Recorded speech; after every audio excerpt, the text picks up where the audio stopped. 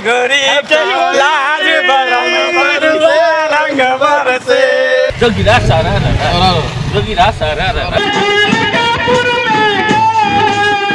असत्यमाथि सत्यको जित, प्रेम र एक आपसमा सद्भाव र भाइचारा प्रगाड हुने होली पर्व सप्तरी सहित मिथिला मधेसका जिल्लाहरूमा आज धुमधामपूर्वक मनाइएको छ। होली पर्व हामीले विगत आदिकालदेखि नै मनाउँदै आएका छौँ र हिन्दूहरूको त महान चाडको रूपमा हामी होलीलाई लिने गरेका छौँ। पहिलेको होली र अहिलेको होलीमा के फरक पाउनु भएको छ? पहिले भन्दा अहिले रोमाञ्च म त बढी नै हेरिरहेको छु। आजको दिन बिछडिएका साथीहरू, टाढा टाढा रहेका साथीहरू पनि आफ्नो घरमा आउने कारणले गर्दा हामी सबै बीच एउटा एक ठाउँमा बसेर खाने, एक ठाउँमा बसेर हामी मनोरञ्जन गर्ने र यो रङ अबिर लगाएर एकअर्कालाई सम्मान, एकअर्कालाई हामी बधाई दिने। त्रेता युगमा भगवान विष्णुका परम भक्त प्रह्लादलाई आफ्नै फुपू होलिकाले आगोमा भस्म पार्न लाग्दा होलिका आफै आगोमा भस्म भएकी थिइन्। सोही सम्झनामा होलीको अघिल्लो राति यहाँ पनि होलिका दहन गरियो। वसन्त ऋतु आगमनको सङ्घोष गर्दै होली मनाउने गरिएको स्थानीय बताउँछन्। हुन त संसारमा जहाँ पनि मनाउने गर्छ, एक दिन मात्रै मनाउने गरेको छ। तर यहाँ नेपालमा एउटा पहाडको होली र एउटा मधेसको होली भनेर भनिएको छ। तर हाम्रो मधेसमा 2 दिन मनाउँछ। खास गरी एउटा आज होलीको अघिल्लो दिन, एक दिन पहिला होलिका दहन भनेर हामी मनाउँछौँ र त्यो मनाउने बापत त हामीले त्यो होलिकालाई जलाउने गरेका छौँ र त्यसमा समाजका सबै भरबलादमी मिलेर एउटा पर्वको रूपमा हामीले मनाउने गरेका छौँ। महानुभावहरूले बोलाएर हामी रङ अबिर साटेर शुभकामना दिने आदान प्रदान गर्छौँ र खास गरी शुभकामना र हाम्रोतिर भन्छ बुरा नमानो होली है भनेको मतलब दिनचर्याकरणमा या विभिन्न कामकाजको सिलसिलामा, विभिन्न पेसाको उसमा एक अर्काप्रति मनमुटाव या दूरी या तनाव भएको हुन सक्छ। त्यो सबै एक अर्कालाई माफ गरेर, क्षमा गरेर हामी सबैलाई शुभकामना दिने प्रयास गर्छौँ र दिने गरेका छौँ। रङहरूको पर्व होली तराई मधेसमा सबै समुदाय बीच एक आपसमा सद्भाव र भाइचारा कायम रहोस् भन्ने कामनाका साथ मनाउने गरिन्छ। हामी जोइन्ट कम्युनिटी सप्तरीमा कसरी होली मनाउनुहुन्छ सञ्जीवजी? हामी तपाईलाई कस्तो छ भन्दाखेरि यहाँनिर सप्तरीमा हामी पहाडी होस्, मधेसी होस्, सबैजना मिलेर हर्षोल्लासका साथ मनाउँछौँ। रमाइलो लाग्छ। पहिलेको होली र अहिलेको होलीमा केही फरक हेर्नु भएको छ? पहिले र अहिलेमा भन्दाखेरि तपाईँलाई कस्तो छ भन्दाखेरि पहिलेको होली अलिकति बेसी रमाइलो हुन्थ्यो। अहिले अलिक सायद खोइ त्यसको कारण त म भन्न सक्दिनँ, तर खस्किरहेको महसुस चाहिँ हुन्छ। फाल्गुन पूर्णिमाको दिन मनाउने भएकोले यो पर्वलाई मधेसमा फगुवा पनि भनिन्छ र फगुवामा गाइने जोगिरा र होरिया गीत यस वर्ष सप्तरीमा धुमधामले प्रस्तुत गरिएको छ।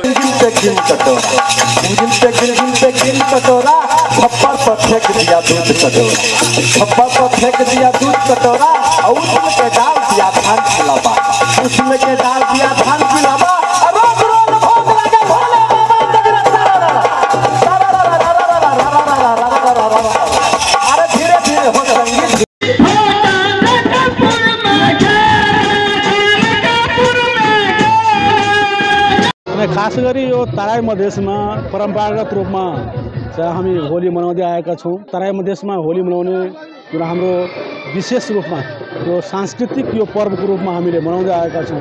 वर्षभरिमा जुन हाम्रो बिचमा एउटा सामुदायिक रूपमा या जसरी एउटा मतभेद हुन्छ, अन्तरसङ्घर्ष हुन्छ, यो सबै कुराहरू बिर्सेर चाहिँ हामी चाहिँ एक आपसमा प्रेम, सद्भाव, भाइचारा सम्बन्ध स्थापित होस् भनेर यो होलीमा हामी सबै मनाउँछौँ।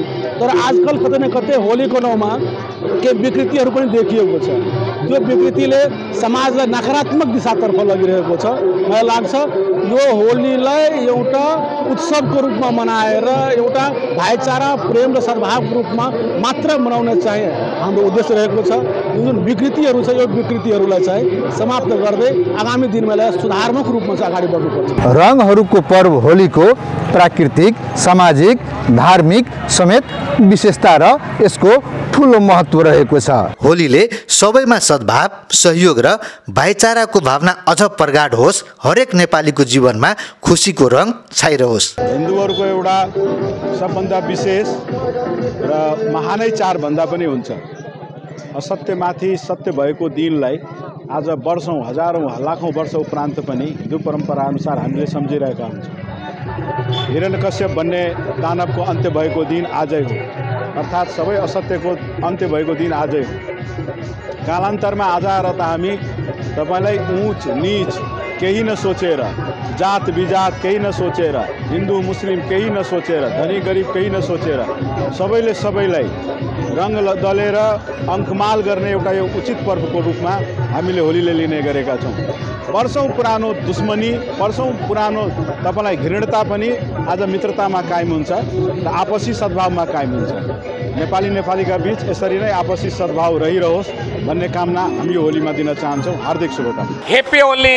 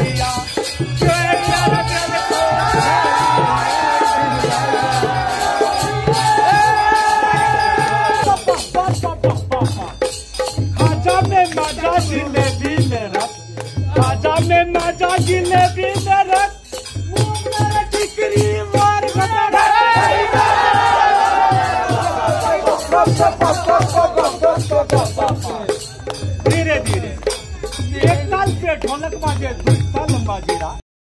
इतना मजा